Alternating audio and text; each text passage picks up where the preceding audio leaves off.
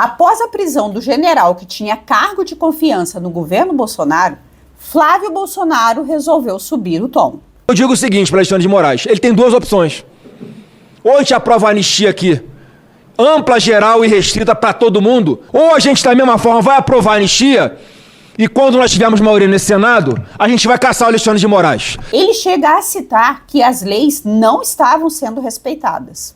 Então, em função do que fez Alexandre de Moraes, aconteceu 8 de janeiro. Ou alguém ia sair de casa, se tivesse a quem recorrer, se tivesse algum recurso sendo analisado, se as leis tivessem sido aplicadas da forma correta, se a Constituição estivesse sendo cumprida. Mas temos um ponto curioso aqui. O general preso ontem estava cobrando uma ação do Bolsonaro justamente por isso. E daqui a pouco nós estamos nas vésperas do primeiro turno. E aí, com a própria pressão internacional, a liberdade de ação do senhor e do governo vai ser bem menor. A população vai começar a acreditar. E não, então está tranquilo. O governo não tomou uma medida mais radical, está tranquilo. Então eu acho que realmente nós temos que ter um prazo para que isso aconteça e não para que eles raciocinem que é importante avaliar essa possibilidade, mas principalmente para que uma alternativa seja tomada, como o senhor bem disse, antes que aconteça. Porque no momento que acontecer, o que vai? É 64 de novo? É uma junta de governo? É o governo militar? É um atraso de tudo que se avançou no país? Que isso vai acontecer. O país vai ser todo desarticulado. Então tem que ser antes. Tem que acontecer antes. Como nós queremos, dentro de um estado de normalidade. Mas é muito melhor assumir um pequeno risco e conturbar o país pensando assim, para que aconteça antes, do que assumir um risco muito maior na conturbação no DNA, né? Quando a fotografia lá for de quem a fraude determinar. As pessoas esquecem rápido, mas o contexto dessas declarações aí eram justamente os obstáculos que o TSE estava colocando para os militares fiscalizarem o processo. Vocês lembram que os militares foram convidados pelo Fachin? Quando o Alexandre assumiu o TSE, ele fez promessas que não cumpriu. Podemos ver essas matérias que apontam para um acordo com os militares, mas logo em seguida, na segunda semana de agosto, o TSE nega. O próprio relatório final dos militares traz as seguintes conclusões. Militares afirmam que TSE dificultou o acesso a informações e dizem que o sistema não é isento à fraude. Essa foi a conclusão do relatório dos militares. Pessoal, o nosso trabalho aqui é mantido com o seu apoio. Seja um apoiador do canal através do Pix. A chave é esse e-mail que aparece aí na tela. Muito obrigada. O general Mário Fernandes questionava Bolsonaro justamente sobre o fato dele não agir antes das eleições. Como o Flávio está falando aí, as leis não estavam sendo respeitadas. O general queria que Bolsonaro tomasse uma ação para corrigir o curso que o processo eleitoral estava tomando. Tinha a briga para acessar o código-fonte e mais um monte de obstáculos. Esse era o contexto. O general diz basicamente que tentar corrigir depois seria um novo 64. Antes que aconteça. Porque no momento que acontecer, o que vai? É 64 de novo? Bolsonaro tinha que agir antes. A lógica aqui é, se Bolsonaro suspeitava de fraude, como ele aceita participar do processo? Você entraria num jogo se achasse que ele está roubado? E não é só isso. Bolsonaro diz que vai ser candidato em 2026. Mudou alguma coisa no processo? Tem urna com voto impresso? Tem descentralização da contagem dos votos? Não, não mudou nada. E mesmo assim, ele quer participar. Então é essa lógica que não bate. Aí o Bolsonaro vai lá tentar questionar o processo. Só que o Valdemar falou que ele ficou com medo e fez com que o Valdemar entrasse com a ação e não ele. Ou seja, ele ficou com medo de assinar. Eu, quando assinei aquele documento, depois do segundo turno, assinei porque o Bolsonaro não quis assinar. Por quê? Ele falou, não assina você que é presidente do partido. Tinha que ser ele como candidato para assinar. E esse foi um problema grande que eu passei lá, porque eu sempre acreditei nas urnas. E tem um complicador novo que surgiu. Vocês lembram quando o Heleno disse que ia infiltrar um agente da ABIN? O problema da inteligência. Eu já conversei ontem com o Vitor, que é o novo diretor da ABIN. Nós vamos montar um esquema para acompanhar o que os dois lados estão fazendo. O problema todo disso é que se vazar qualquer coisa, a gente se conhece nesse meio. Se houver qualquer acusação de infiltração desse elemento da vida, em qualquer lugar. General, eu peço que o senhor não fale, por favor.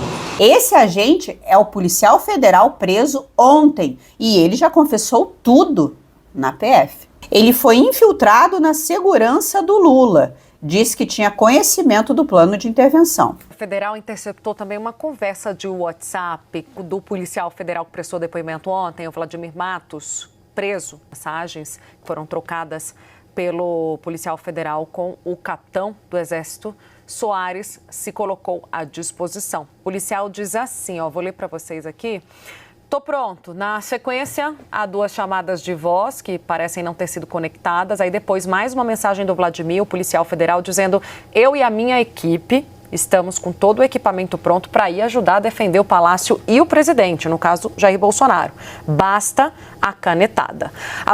Ele foi infiltrado na segurança do Lula e disse que tinha conhecimento do plano de intervenção. Aquele plano que Heleno ia falar na reunião e Bolsonaro interrompeu. Eu peço que o senhor não fale, por favor. O senhor não prossiga mais na tua observação aqui. Eu peço ao senhor que não prossiga na tua observação. Se a gente começar a falar não vazar, o senhor esquece. Pode vazar, então a gente conversa particular na nossa sala. Ou vocês acham que o Heleno disse que o ladrão não iria subir a rampa à toa?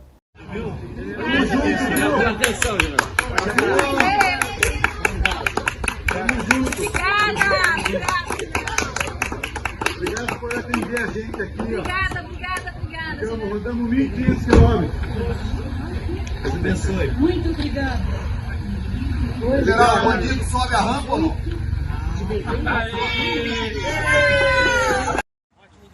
Hoje é dia 18 de dezembro de 2022. Se ele falou isso, é porque estava trabalhando nisso. E tudo isso era visto como legal. É que as pessoas hoje esquecem. Mas o entendimento era que esse decreto de Bolsonaro seria constitucional. Hoje é chamado de minuta do golpe. Mas isso era visto e falado abertamente como legal. Teve uma audiência pública no Senado, no qual Sartori, ex-presidente do TJ de São Paulo, deu respaldo jurídico. Vários juristas depuseram nessa audiência. Então, o que se chama de golpe hoje era visto como uma ação constitucional. Infelizmente, o ministro Alexandre de Moraes está realmente praticando crimes em estado de permanência, inclusive que as decisões estão aí efetivamente surtindo efeitos. Nós temos aí crimes da lei do abuso de autoridade, temos aí inclusive essa questão muito bem colacionada pelo desembargador Sebastião, da tortura. Então, é preciso que se tome uma providência efetiva, clara, para que essa situação volte a ser efetivamente uma situação que leve ao país à democracia. Então, acho que a solução seria, em primeiro lugar, lógico, o Senado Federal, que nós vimos que tudo isso aconteceu bem debaixo do nariz da presidência e da maioria dos senadores, salvo esses que eu já mencionei, que são guerreiros e que vêm lutando pela democracia, mas a solução seria realmente a aplicação do artigo 142, combinado com a lei complementar 97/99, que permite ação imediata para que cessem essas arbitrariedades que nós estamos presenciando e, infelizmente, vem sangrando e fazendo sangrar o nosso país. O povo está atônito, o povo está estarrecido, o povo está sofrendo e o povo não acredita mais no sistema. Perder a eleição, sim, faz parte do jogo. Agora, da forma como tudo ocorreu, sem paridade de armas, sem que se respondam às questões colocadas pelos técnicos, sem que se permitam as investigações, isso nós não podemos aceitar. Teve uma manifestação dentro da Câmara, no dia 7 de dezembro de 2022. A independência e a harmonia entre os poderes e o livre exercício dos direitos fundamentais. Confiamos que as Forças Armadas se posicionarão ao lado do povo brasileiro, não assistirão passivos o clamor de milhões de famílias e, por fim, que não admitirão assistir os seus oficiais prestando continência a um criminoso condenado. Ou ficar a pátria livre. Assinado o soberano e supremo povo brasileiro.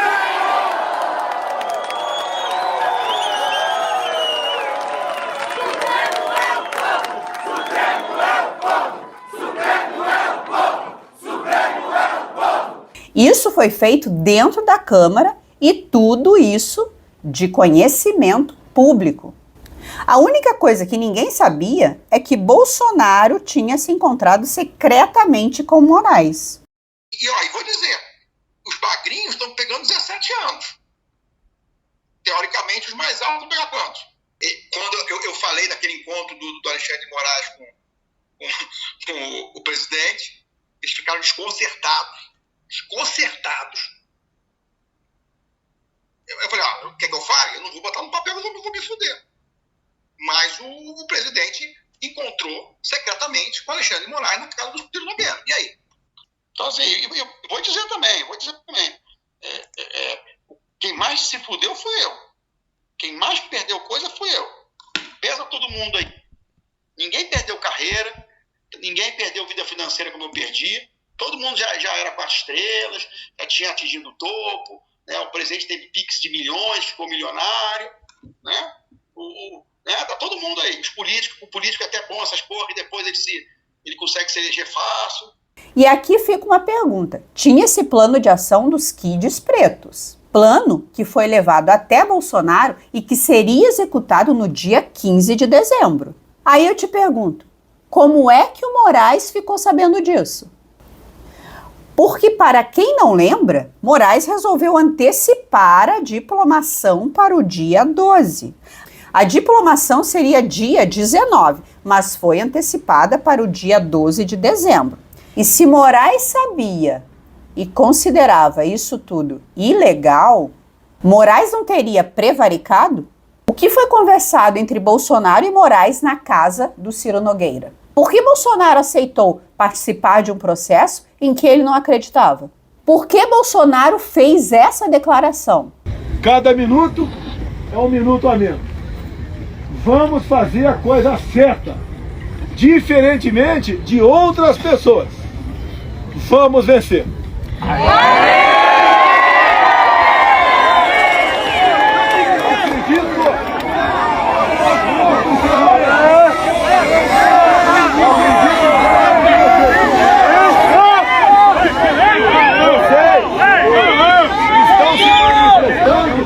De forma democrática, se manifestando de acordo com as nossas leis. Vocês são cidadãos de verdade. E está na hora de parar de ser tratado como outra coisa aqui no Brasil. Obrigado, presidente. Acredito em vocês. Vamos aceitar nosso país. Se Deus quiser, tudo dará certo. Em nome de Jesus. Muito obrigado,